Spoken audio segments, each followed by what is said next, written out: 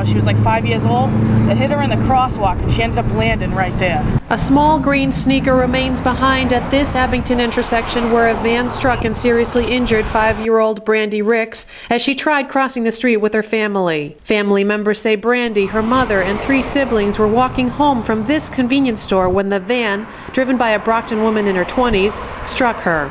Moments later, her great-uncle Fred Villa ran to the scene from nearby Martin's Restaurant, a family-run business. Of course, it's about 200 yards down the street, so of course we trotted all the way down. The father was just right in front of me.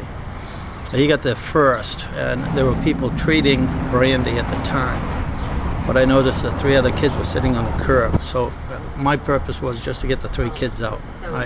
We picked them up and we came right back to here, which is home, and I took them over to my son's house just to get them away from the scene.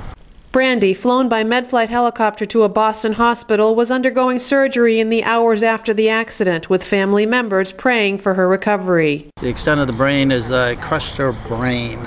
There's broken bones in her brain, and then it went down her body by means of pelvis, hip, leg, and that's what we know so far.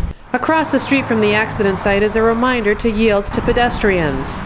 The Abington crash happens the same day as the funeral for 4-year-old Dia Patel, a Stoughton girl struck and killed by an 88-year-old Canton driver in the crosswalk as she and her family tried to cross Route 138 in Stoughton. After these crashes, local residents say they worry about safety while walking on the street. They won't stop.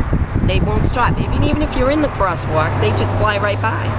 They don't care. They're not paying attention to the road and their surroundings. You need to be aware of everything when you're driving. There's no excuse for not stopping at a stop sign and hitting someone in the crosswalk a couple feet in front of you. You just have to pay attention. And it's not just elderly drivers either, it's everybody. In Abington, Maria Papadopoulos, The Enterprise.